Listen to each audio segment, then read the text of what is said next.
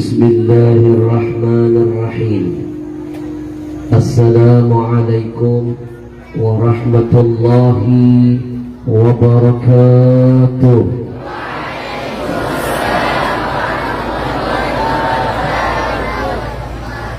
Alhamdulillahi rabbil alamin. Wassalatu wassalam ala sayyidil mursalin wa ala alihi wa ashabihi ajma'in, amma ba'd. Yang kita cintai, kita muliakan segenap para alim ulama, para habaib, para masyayikh, para tuan guru. Mohon maaf kalau saya tidak bisa menyebut dan memuliakan satu persatu, tapi insya Allah tidak akan mengurangi rasa takzim dan hormat untuk semuanya. Wabil khusus untuk akhina fillah, ad-da'i ilallah, al-mujahid fi qawlihi wa fi'li, al-akh Ustadz Iman Taqwa. Semua sudah ada pada beliau, disingkat Ustadz Imtak, Iman dan Taqwa. Berarti panggilannya Imtak, Iman dan Taqwa. Beliau sudah lebih dulu punya modal masuk surga.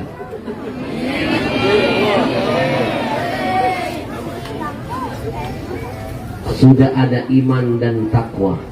Kita doakan mudah-mudahan beliau istiqamah dalam keimanannya, istiqamah dalam ketakwaannya.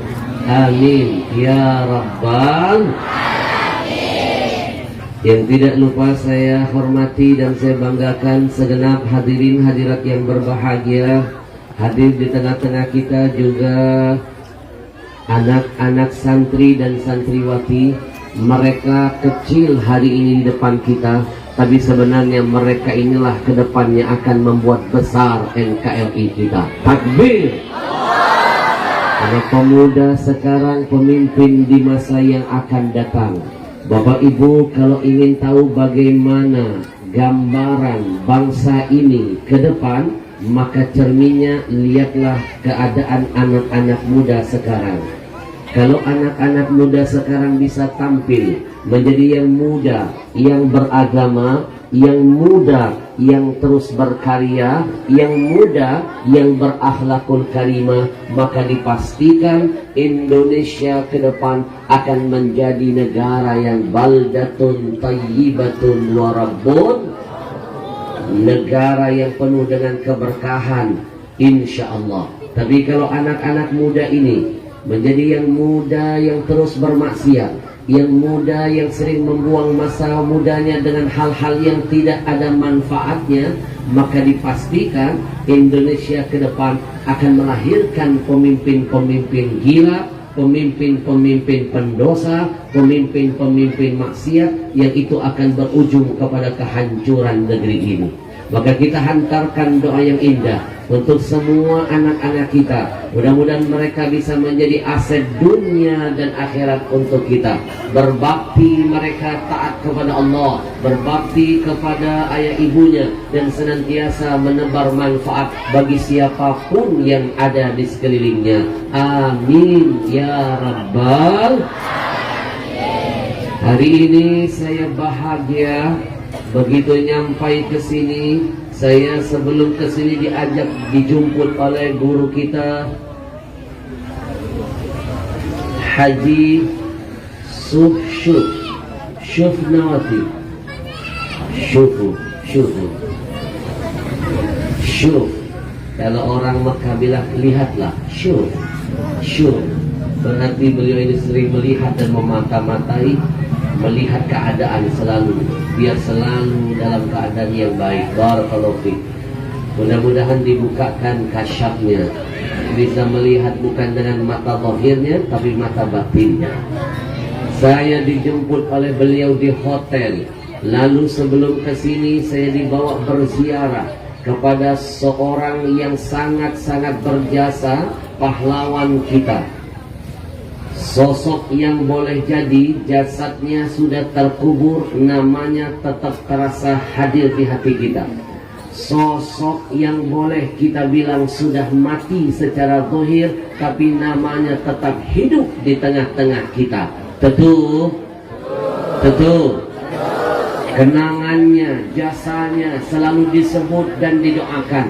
Saya membayangkan dari semua titik di Lombok ini saya hadir, selalu diawali dengan Fatihah, selalu dihantarkan kemuliaan untuk almarhum. Berapa banyak kebaikan, kemuliaan yang akan terus bercucuran kepada beliau. Ini pesan pertama yang ingin saya titipkan kepada para jamaah. Innamal mar'u hadisun ba'dahu faqul hadisan hasanan liman wa'a. Sesungguhnya seseorang itu akan menjadi legenda, bahan cerita untuk siapa? Bagi semua orang-orang yang akan dia tinggalkan semasa wafatnya. Akan jadi cerita anak-anaknya, akan jadi cerita cucu-cucunya, akan jadi cerita cicit-cicitnya, akan jadi cerita semua umat manusia. Manusia itu akan jadi legenda bagi siapapun yang dia tinggalkan setelah wafatnya. Makanya mumpung kita belum tutup mata, mumpung roh belum berpisah dengan jasad, mumpung kita belum pindah ke alam barzakh, masih hidup, masih kuat, masih sehat, rangkailah cerita-cerita yang baik dalam kehidupan kita. Melek mata, bikin kebaikan. Mau tutup mata, kalau bisa diakhiri dengan kebaikan, biar yang disebut-sebut orang adalah kebaikan kita. Betul? Betul? Karena kebaikan yang disebut orang itu akan menjadi berkah untuk kita. Itu yang diajarkan Nabi. Udkuru mahasina mautakum. Sering-sering sebut, viralkan kebaikan mayit-mayitmu. Kenapa? Ini menunjukkan bahwa kebaikan yang disebut oleh siapapun, maka itu akan menjadi asbab keberkahan bagi yang sudah melakukannya. Alhamdulillah. Mudah-mudahan kita digolongkan menjadi orang-orang yang bisa belajar dari Al-Malfullah Maulana Syekh Zainuddin Abdul Majid. Walaupun beliau sudah tiada, tapi tetap terasa ada di hati kita dan selalu dikenang sepanjang masa. Amin ya Rabbal. Bapak Ibu yang dimuliakan Allah, ini hari titik terakhir, titik ke-27. Saya dibawa muter-muter oleh komunitas Riau NTB Mengaji, berkolaborasi dengan Ustadz Mustafa and the Gang. Ini geng kebaikan. Banyak, ada Ustadz Mustafa, ada Ustadz Dr. Azami, ada Habib Fairuz, ada Ustadz Zainul, dan segenap guru-guru lain. Mereka ini geng dalam kebaikan dan kemaslahatan. Luar biasa, saya dibawa masuk kemana-mana. Masya Allah, jalannya mulus.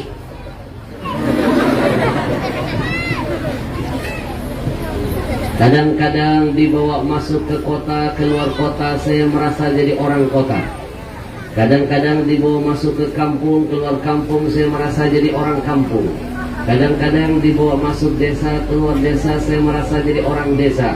Kadang-kadang dibawa masuk ke hutan, keluar hutan, saya merasa senang lihat orang susah ya. Susah lihat orang senang. Siapa bilang orang hutan barusan?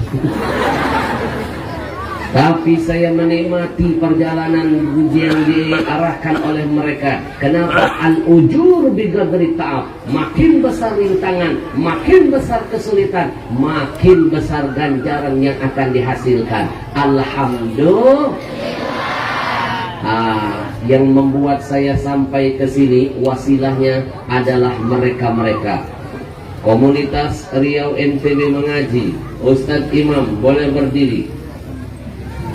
Jauh-jauh datang dari Riau, membawa pasukannya, berkolaborasi dengan anak-anak hebat, ustadz-ustadz, ulama-ulama hebat di NTB. Mereka menamakan dirinya Komunitas Riau NTB Mengaji. Mereka ini anak-anak muda yang terus berkarya di jalan Allah. Mereka ini ahli manfaat. Sekali lagi, mereka ini termasuk ahli manfaat. Bapak Ibu, saya pastikan ahli ibadah akan kalah jauh tertinggal dengan ahli manfaat.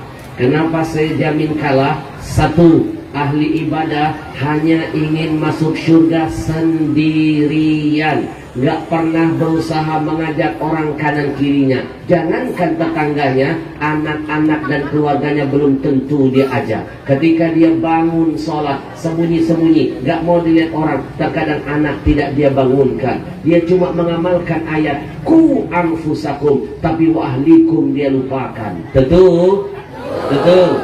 Lihat ahli ibadah, kadang-kadang ibadahnya sembunyi-sembunyi, gak mau dilihat orang, gak pernah ngajak-ngajak orang. Tapi ahli manfaat tidak akan pernah mau berpikir masuk surga sendirian. Dia bikin pesantren, dia bikin masjid, dia bikin majelis taklim, dia bikin rumah tahfidz, dia bikin syiar di mana-mana, dia bikin gerakan maulid berjamaah. Ini bukti wasilah mengajak orang, menyelamatkan orang biar masuk surga bersama-sama. Takbir.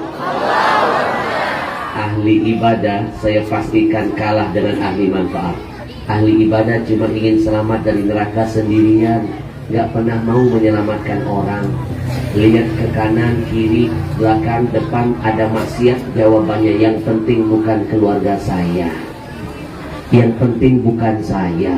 Tapi ahli manfaat tidak akan diam dan bungkam. Dia amalkan hadis Nabi. Setiap melihat kejahatan dan kezaliman, dia akan tegakkan dengan tangannya. Bukankah Nabi mengajarkan man ra'a minkum mungkaran falyughayyirhu biyadi. Kalau kamu lihat kemungkaran, cegah dengan tanganmu. Tidak mampu dengan lisanmu, tidak bisa dengan hatimu. Paling tidak kita mendoakan mudah-mudahan ahli maksiat dapat hidayah. Masih juga tidak berubah, paling tidak kita doakan mudah-mudahan mereka mendapat laknat, azab, teguran dari Allah. Betul? Betul.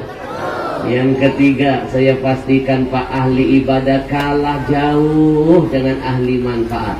Ahli ibadah hari ini tutup mata, meninggal dunia, saya pastikan amalnya langsung terputus.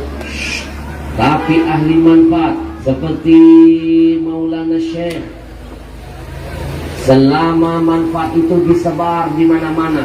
Dan saya dapat cerita terbaru, ternyata Lombok ini paling banyak mengirim santri-santri ke Mekah di Ma'had Salatiyah. Itu asbab wasilah siapa?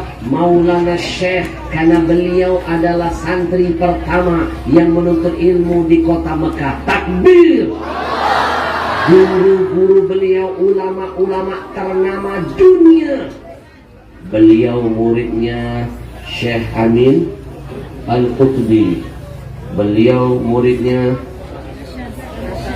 Hasan Al-Mashad. Ulama-ulama hebat semuanya.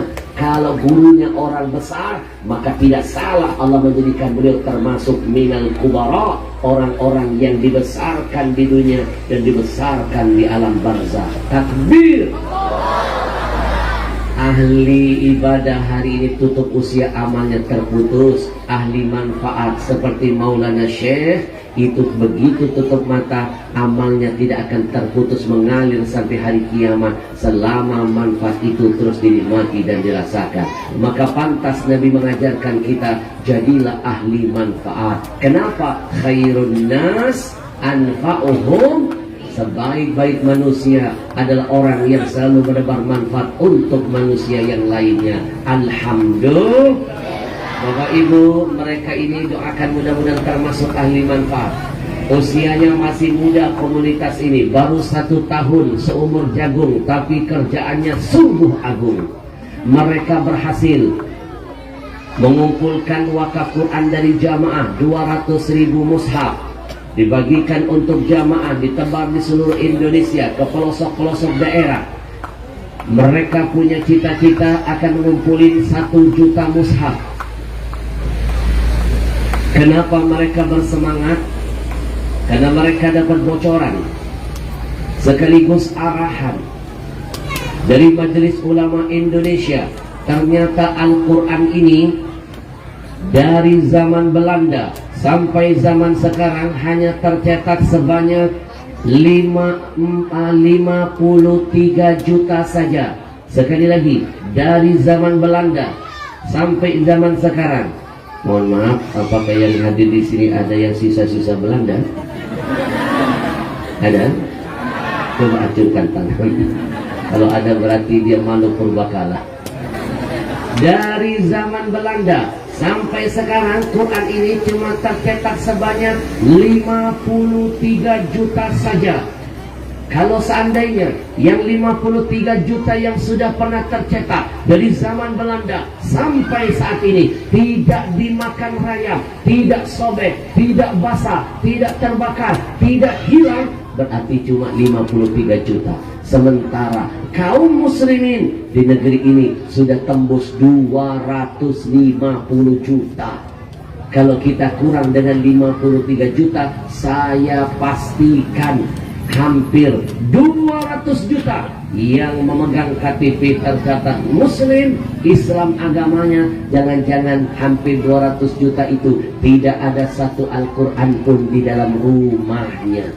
Bahkan tim kami pernah menemukan fakta yang menyedihkan. Jangankan Al-Quran, surah Yasin di rumahnya saja tidak nampak. Mimpi dia bisa pandai membaca Al-Quran kalau Quran tidak pernah ada di hadapannya.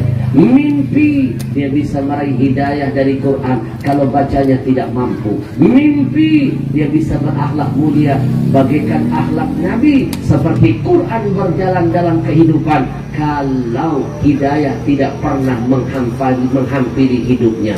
Betul? Betul.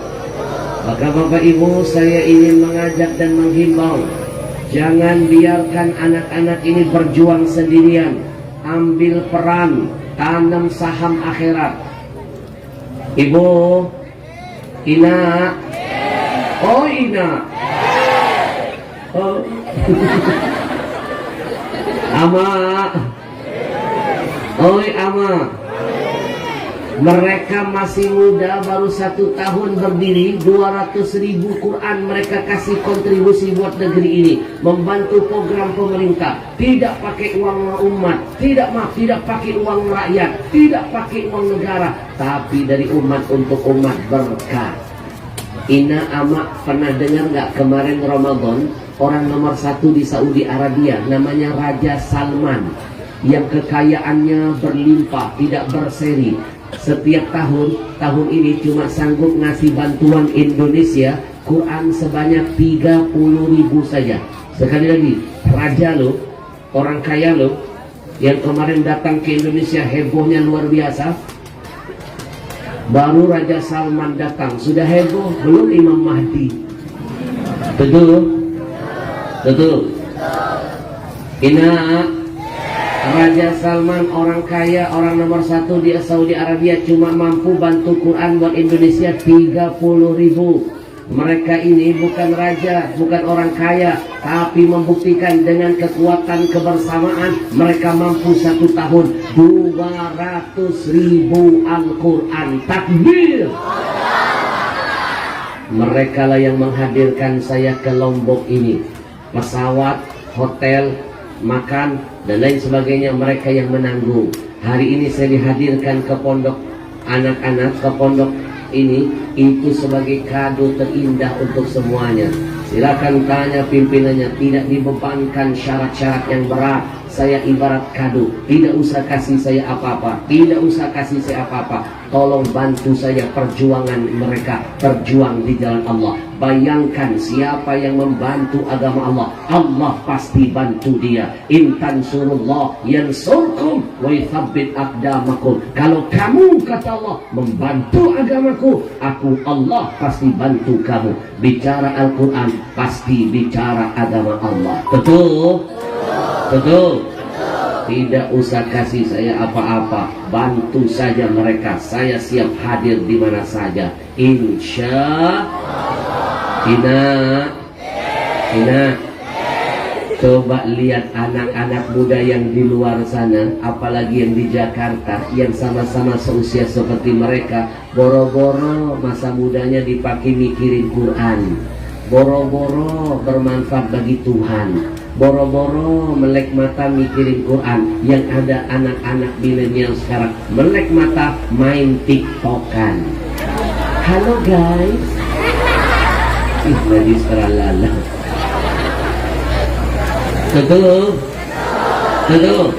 Maka jangan sekali-kali memandang mereka hadir di tengah-tengah kita dengan pandangan remeh sebelah mata. Saya selalu berdoa dan meyakini insya Allah mereka termasuk kategori yang pernah dibanggakan Nabi dalam sabdanya, sab'atun yudhilluhumullah fi dhillihi yawma la dhilla illa dhilluh. Kata Nabi, ada 7 golongan manusia, nanti ke-7 golongan ini dijamin akan mendapatkan perlindungan dari Allah, di mana tidak ada perlindungan lain hari itu kecuali datangnya hanya dari Allah. Siapa 7 golongan itu? Salah satunya saya doakan mereka termasuk syabun nasya'a fi ibadatillah. Kata Nabi, anak-anak muda yang mempergunakan masa mudanya berjuang di jalan Allah. Bayangkan Bapak Ibu, melek mata, tutup mata dari pagi sampai ke pagi, muter-muter bersama ulama, menghadirkan guru-guru nasional ke masjid, ke pesantren, ke kampung.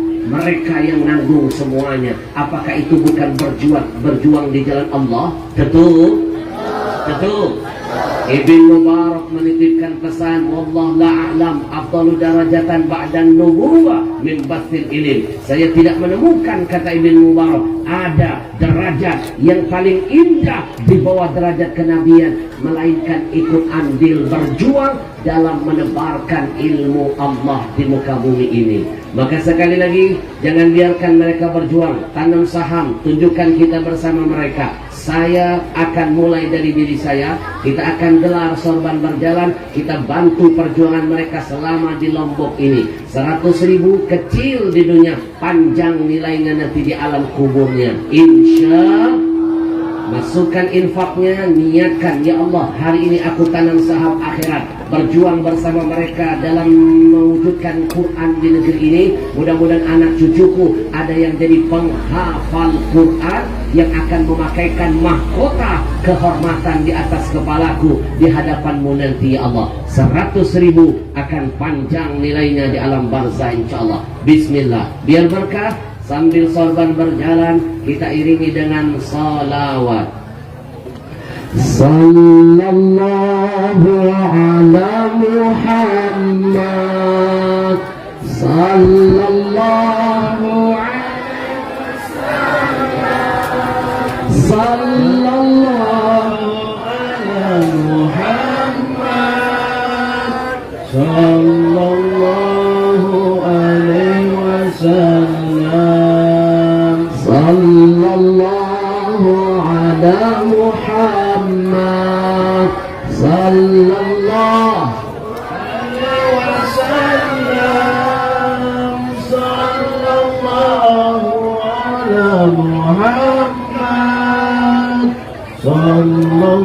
sallallahu alaihi wasallam, sallallahu ala Muhammad, sallallahu alaihi wasallam, sallallahu ala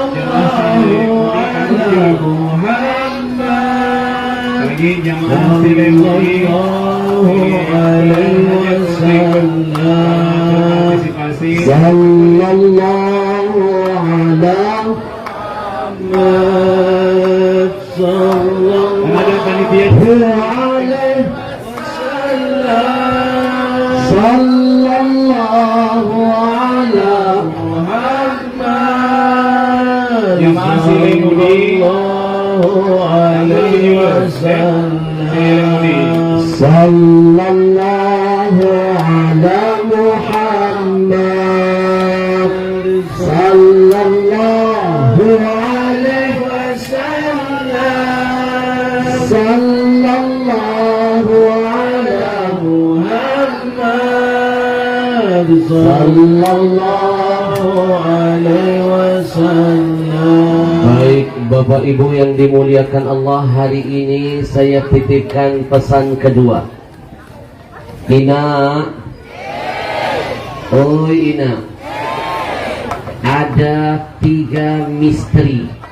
Sekali lagi saya ulangi, ada 3 misteri kematian yang tidak akan ada satu makhluk pun di dunia ini yang mampu mengungkap 3 misteri kematian itu. Ada berapa? Orang Lombok bilang 3, bahasa kampungnya penuh. Jangan-jangan 4 tewas. Telu, kalau 1 seke, kalau 2 3 telu. Kita coba bahasa sini. Ada telu.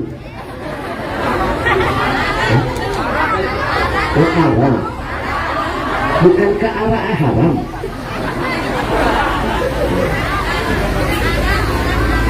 Arah telu.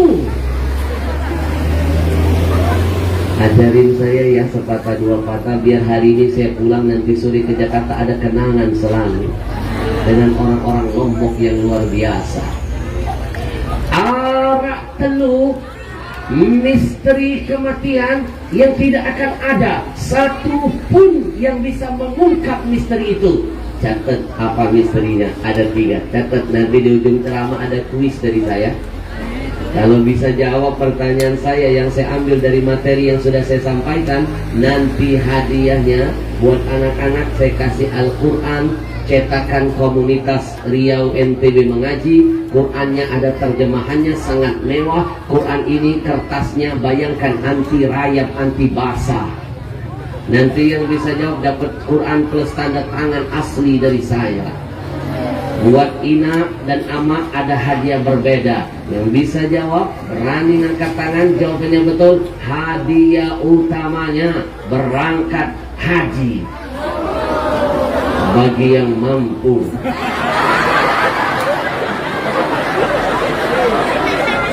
Amin dulu. Siapa tahu amin di masjid diijabah. Besok Allah golongkan kita jadi golongan mampu. Ina, arak telu, misteri kematian yang tidak akan bisa diungkap oleh siapapun sampai kapanpun. Misteri kematian yang pertama, saya pastikan gak akan ada yang bisa tahu dan mengungkapnya. Yang pertama, dengarkan, kita tidak akan tahu sebab mati kita apa. Misteri kematian namanya asbabun. Gak ada seseorang yang hadir di sini yang sudah tahu sebab matinya nanti apa. Mohon maaf, ada yang sudah dapat bocoran WA dari malaikat maut? Ada? Ada? Orang sini bilang ada apa? Arah? Arah naon? Terarah? Ide arah? Ide arah? Kita tidak tahu sebab mati kita apa. Apakah keadaannya seperti saudara kita yang pernah menunaikan umrah dan haji, lagi tawaf, tiba-tiba sebab matinya ketimpa kering. Nggak pernah terbayangkan, ketimpa kering raksasa terbesar di dunia. Ada teman saya melihat dengan mata kepalanya, itu ada korban yang ketimpa kering, kena bola yang di mesin itu. Bola kecil tembus dada depan ke belakang. Ina, mengerikan, mencekam. Sebab kematian saudara kita ketimpa kering. Mekah berdarah waktu itu. Walaupun kerajaan bertanggung jawab atas eksiden itu, yang meninggal dunia ketimpa kering akan diganti rugi katanya 3 miliar. Yang setengah meninggal itu diganti 1, sekian miliar. Tapi kan sampai sekarang belum dibayar. Gara-gara heboh yang meninggal dunia bakal diganti 3 miliar, akhirnya jamaah yang lainnya sengaja tawaf nyari di bawah kering. tapi belum jadi asbab kematiannya. Betul? Siapa yang mengira sebab mati seperti saudara-saudara kita yang terkena COVID? Gak pernah kebayangkan ada keluarga meninggal sebabnya kena COVID. Kuliah jenazahnya saja nggak bisa. Begitu sakit kita hantarkan ke rumah sakit, dijemput oleh tim medis. Itu penglihatan terakhir, perpisahan yang terakhir. Berapa banyak teman-teman saya menangis ketika menghantarkan orang tuanya ke rumah sakit. Ternyata itu penghantaran terakhir. Dia masih bisa melihat senyum ayahnya. Berapa belas hari berikutnya jenazahnya pun tidak bisa dilihat. Dibungkus dan dimakamkan secara protokol COVID. Siapa yang mengira sebab mati kita nanti bisa begitu? Ini misteri yang tidak ada satupun yang bisa mengungkap. Betul? Siapa yang bisa mengira sebab mati kita seperti sahabat saya Uj, sehat, segar, bugar, beberapa hari masih telepon-teleponan, meninggal dunianya kecelakaan motor. Siapa yang bisa mengira sebab matinya karena itu? Siapa yang bisa mengira sebab matinya seperti Laskar yang dibantai? Betul? Betul? Siapa yang mengira matinya kena sakit? Ibu, kita nggak tahu sebab mati kita. Kecelakaan, dibunuh, dibakar. Wallahu a'lam bishawab. Siapa yang bisa merasakan sebab matinya seperti korban pesawat Sriwijaya yang jatuh baru take off, hitungan 19 detik, cepat banget, 19 detik langsung nyungsep. Siapa yang mengira sebab matinya seperti teman-teman kita yang kapal selam Nanggala 402, sebab matinya karena kecelakaan kapal selam? Tidak ada satupun yang bisa tahu sebab kematiannya. Betul? Betul. Itu misteri kematian yang pertama. Saya lagi menulis buku kecilnya tentang kematian. Sebab yang kedua,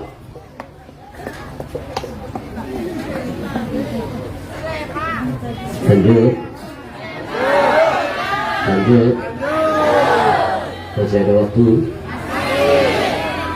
Misteri kematian yang kedua yang tidak akan pernah ada satupun bisa mengungkapnya adalah apa?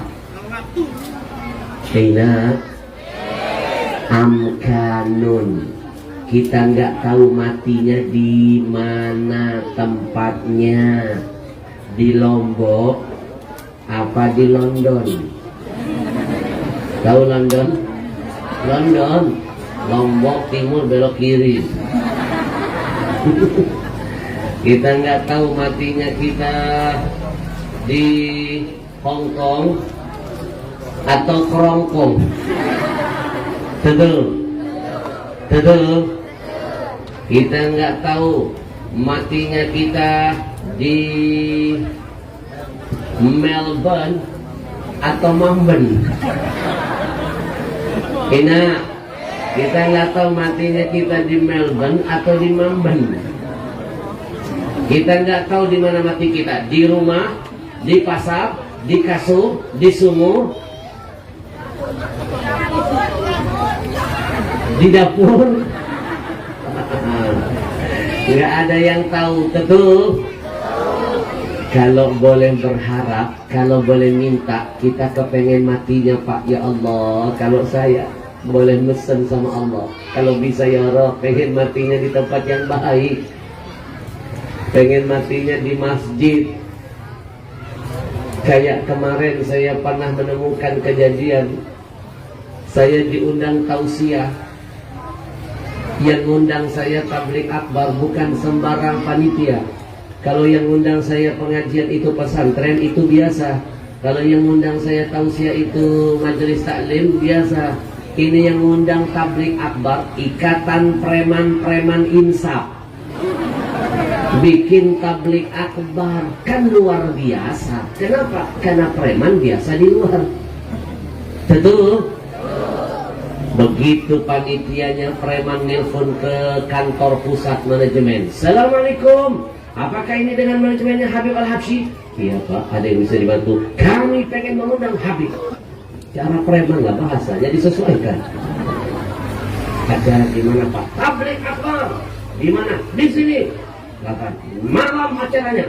Habib harus datang dari pagi. Yang ngadain pesantren, masjid atau siapa Pak? Preman. Itu gemetar kan. Manajer saya yang mengangkat telepon gemetar. Nanti Pak kami kabarin lagi Pak. Lalu tidak dikasih jawaban, di telepon nggak dijawab, di WA lagi, manajemen takut Pak, galak yang undang. Akhirnya sampailah berita itu ke saya, mereka laporan Habib, semua terserah Habib, mau diterima kami ACC, Habib tidak terima kita batalkan, terserah Habib. Begitu saya lihat yang undang preman, malah bagi saya ini jadi tantangan. Betul? Saya bilang saya akan hadir. Tidak mungkin Allah hadirkan dia nekat mengundang saya kalau tidak ada sesuatu yang sedang Allah rencanakan untuk mereka. Saya hadir ke sana amak saya hadir. Niat saya, insya Allah saya ingin berdakwah. Sebelum pergi saya tulis wasiat dengan istri. Kalau ini yang terakhir. Ikatan preman. Begitu saya landing, kaget saya, yang jemput saya di bandara preman-preman.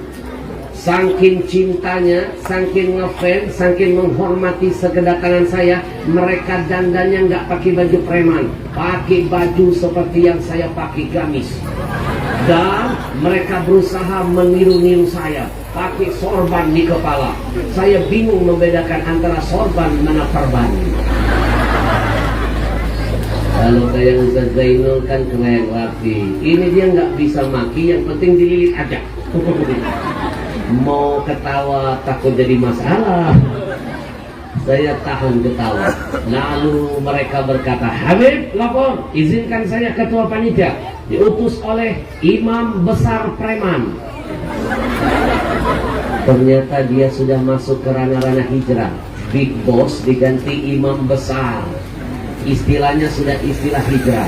Habib, imam besar kami memberikan fatwa. Perintah jadi fatwa. Kami disuruh untuk menjemput Habib. Setelah ini Habib akan dibawa ke sebuah restoran. Imam besar kami sudah menunggu di sana dan Habib akan ditraktir makan oleh mereka. Dalam hati siapa yang tidak senang dapat traktiran makanan? Tapi di hati kecil saya was-was, yang bayar mereka duitnya dari mana? Tentu anak-anak, ada 3 hal kita menyantap makanan itu terasa enak. 3 hal. 1, dalam kondisi lapar. Coba lihat, walaupun makannya cuma ubi, tapi kalau lapar jadi nikmat. Betul? Yang kedua, makanan akan terasa enak itu kalau kita makan bersama orang-orang yang kita cintai dan sayangi. Nikmat Pak. Sepiring berdua, terasa enak. Walaupun menunya cuma kerupuk dan sambal saja, nikmat. Yang ketiga, makanan akan terasa nikmat itu kalau gratisan. Betul. Siapa yang nggak senang gratis traktir makan? Tapi di satu sisi saya takut yang bakal bayar preman.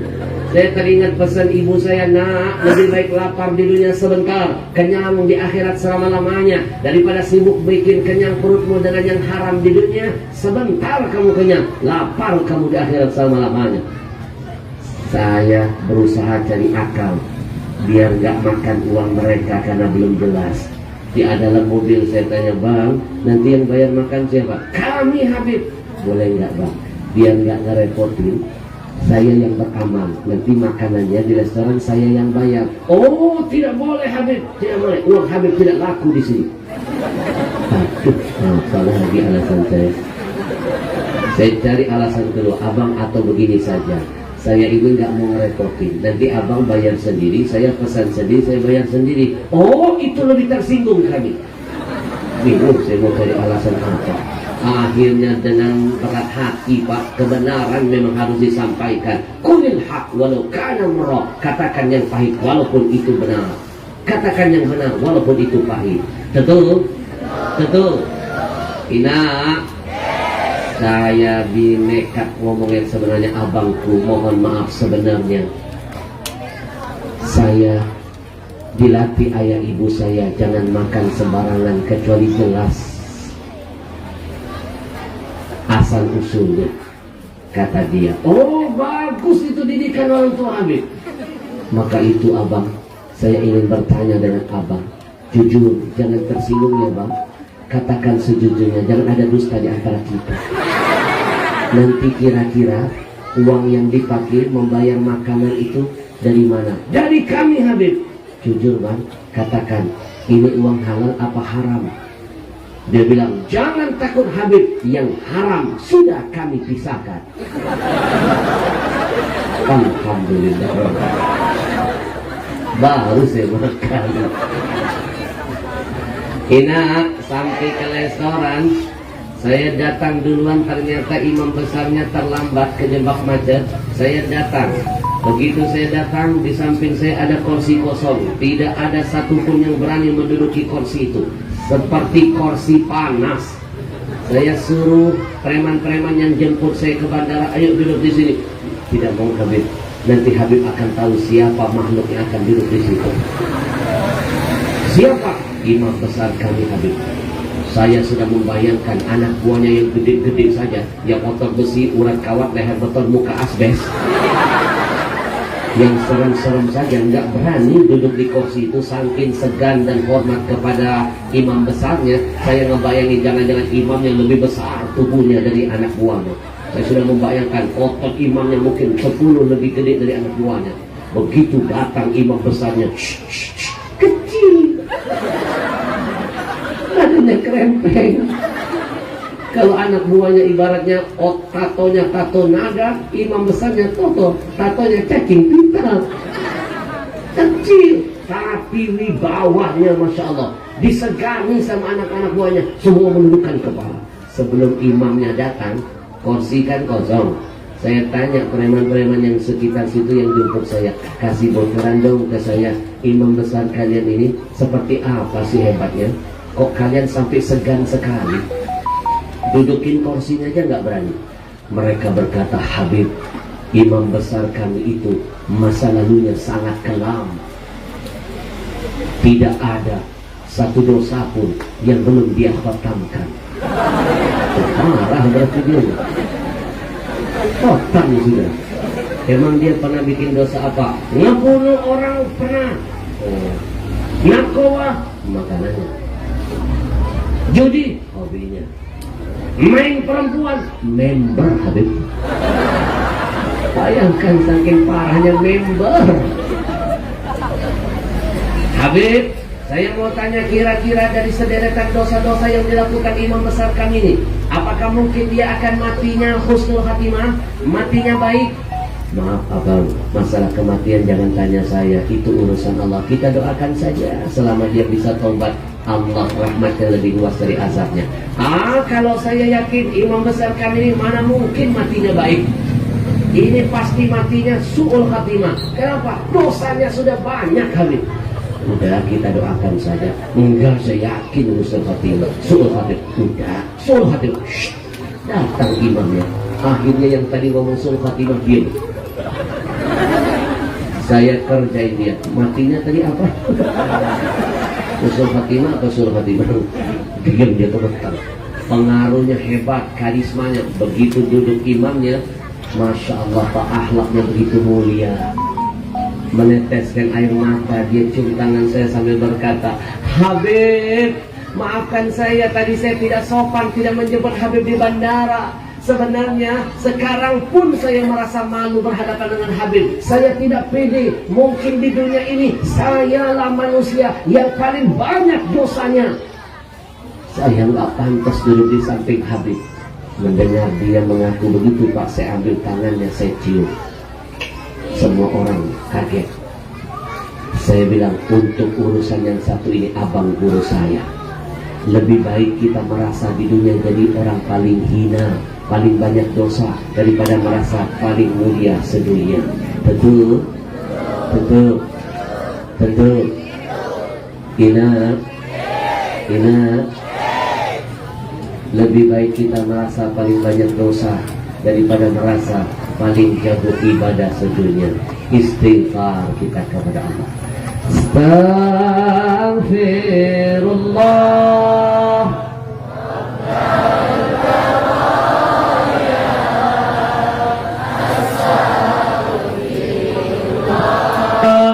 minal khataya.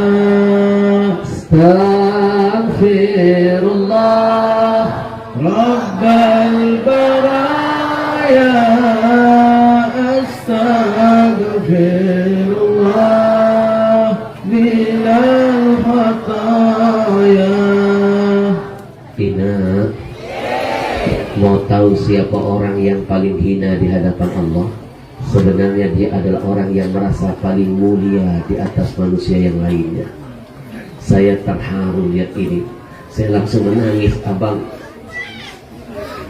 Saya doakan, mudah-mudahan abang dapat hidayah selalu.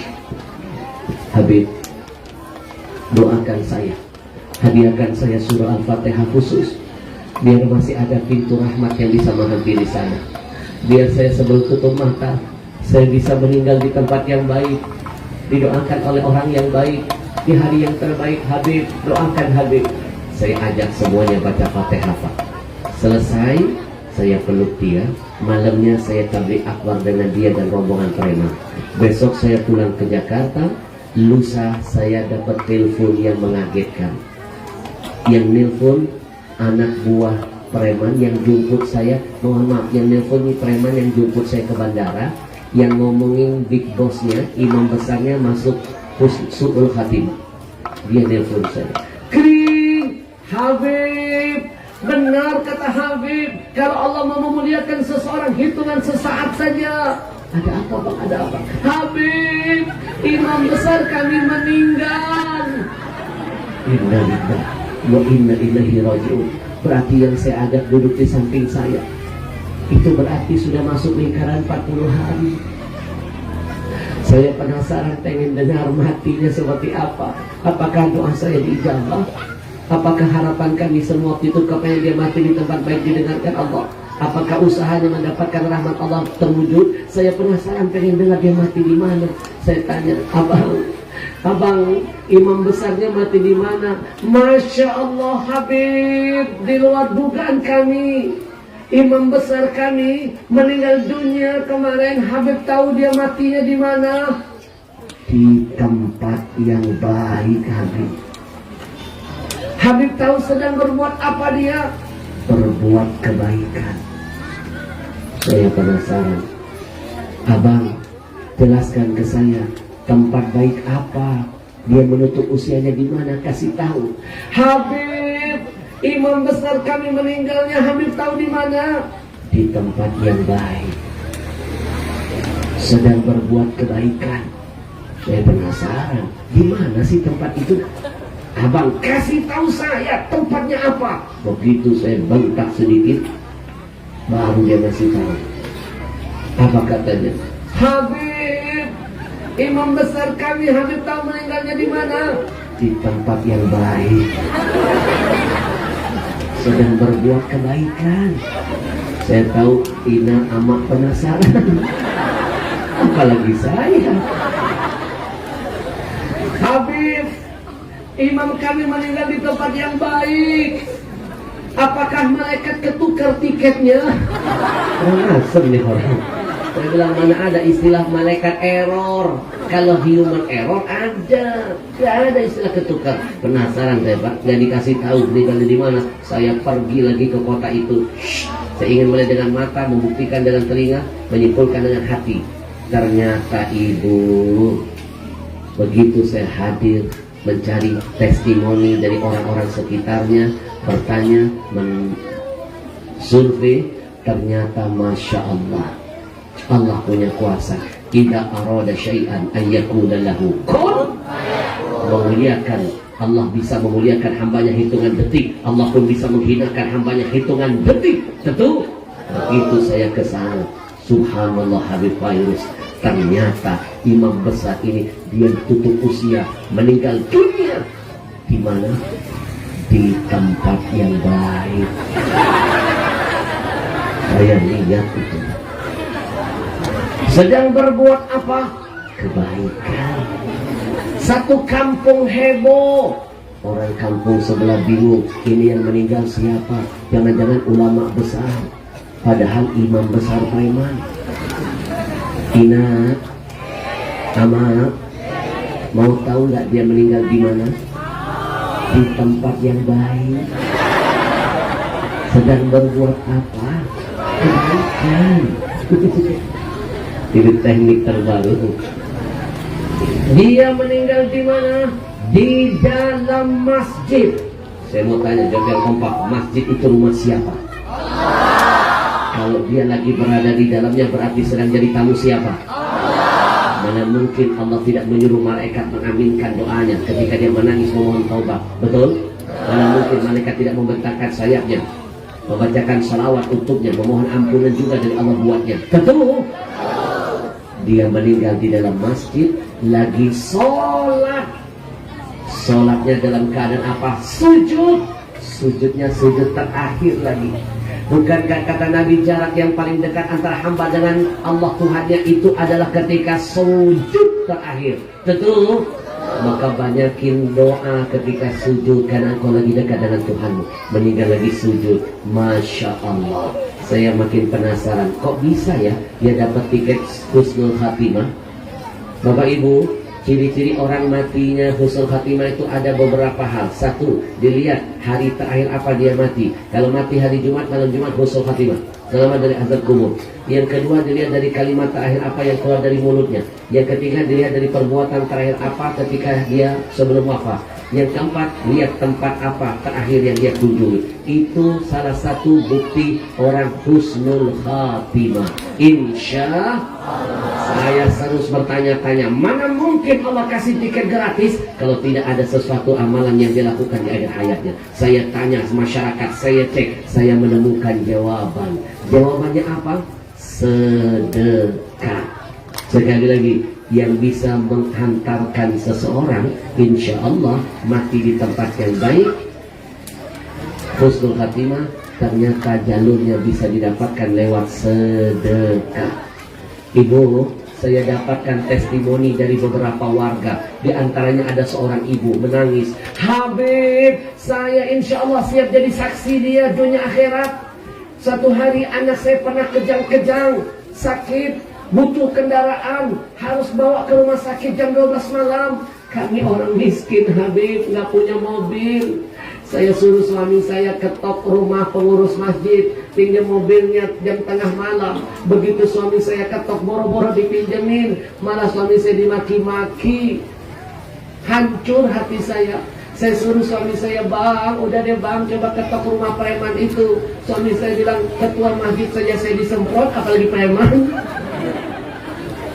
Tapi karena cinta kepada anak saya, nekat saya yang ngetok pintunya. Biarkan saya dimarahin preman, biarkan saya dipukul, asalkan saya bisa mendapatkan pertolongan pertama anak saya. Begitu saya ketok pintunya, Habib, di luar dugaan, orang yang di mata kami soleh ternyata ketus mulutnya, akhlaknya nggak karuan. Tapi ternyata yang di mata kami orangnya bejat, hatinya begitu penuh dengan rahmat. Begitu saya ketok pintu, saya bilang nggak jadi mau pinjam mobil. Akhirnya kami bilang, abang, anak saya sakit, boleh nggak kami sewa mobil abang? Kami bayar bang, nggak minjem loh bang, bayar loh bang. Dia langsung menenangkan kondisi saya. Tenang ibu, tenang. Ibu duduk dulu ya, saya ambilkan air minum. Ibu minum dulu ya. Shh, dengarkan baik-baik. Ingat riwayat, ada seorang wanita pelacur yang dosanya seabrak-abrak, diampuni Allah dosanya. Ditakdirkan masuk surga gara-gara ngasih seteguk air kepada anjing. Seteguk air. Ini preman ngasih bukan ke anjing, ke orang yang sedang berduka. Bukan seteguk air, satu cangkir. Maka ini juga sedekah air bisa jadi asbab dia mendapatkan ampunan. Rahmat Allah lebih luas dari murkanya. Ibu tenang ya, ibu minum ya, tenang ya, minum dulu. Nanti saya ambilkan makanan, ibu makan ya. Subhanallah. Kalau satu teguk air saja dapat ampunan, apalagi makanan.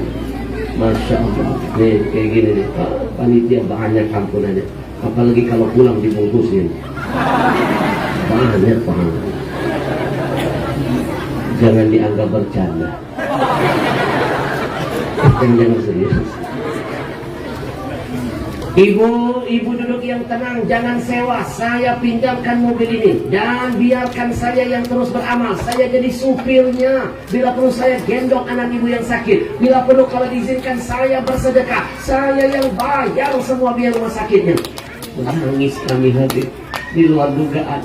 Ibu-ibu datang mengetuk pintu rumah saya. Itu bukan kebetulan, Allah yang menjadikan ibu menjadi wasilah bagi saya bisa mendapatkan rahmat, mengetuk pintu ampunan dari Allah. Saya yang harusnya berterima kasih kepada ibu. Dia hantarkan anak kami ke rumah sakit. Dia tungguin Habib sampai dia tidur di lantai menjaga dan menemani kami. Dia bayarin semua biaya rumah sakit. Dia sedekah luar biasa hari itu. Sejak hari itu Habib, setiap sholat, setiap detik dalam sujud, saya mintakan ampunan dari Allah buat dia. Sekali lagi, kita nggak tahu kita bisa mendapatkan kemuliaan mungkin dari istighfar orang-orang yang kita tidak lihat dan tidak kita kenal. Betul, betul. Maka hari ini saya titip pesan buat ibu, jangan malas-malas bersedekah, karena sedekah bisa menghantarkan tiket mati yang indah, husnul khatimah. Apalagi nanti di penghujung acara kita akan diajak oleh komunitas ini bersedekah melalui wakaf Al-Quran. Sedekahnya sudah pasti dapat kemuliaan, ditambah lagi ditempel dengan Quran bertambah kemuliaan. Apalagi nanti niat wakaf Qurannya niatkan buat orang tua, baik yang hidup atau yang sudah mati, pahalanya makin bertambah lagi kemuliaannya. Dan kabar baiknya, sedekah wakaf Quran hari ini tidak harus dibayar tunai. Kita dikasih kemudahan oleh mereka untuk berwakaf Quran. Tidak harus dibayar cash, komitmen. Cukup angkat tangan, dicatat namanya, dicatat nomor handphonenya, dititipkan nomor rekening yayasannya. Keluar dari tempat ini besok, lusa bisa kita transfer ke rekening yayasannya. Bukti transfernya bisa dikirimkan nomor WA yang ada di bawah ini. Banknya Bank BSI, Bank Syariah Indonesia. Keluar dari majelis ini masih bisa gotong royong, patungan, sokongan, nabung untuk mewujudkan amal akhirat buat kita dan orang tua kita. Alhamdulillah. Ina baru dua misteri kematian yang saya bocorkan. Betul. Yang pertama apa? Asbabun. Yang kedua amkanun. Masih sisa berapa? Ini teknik ceramah bersambung. Nanti saya datang lagi insya Allah.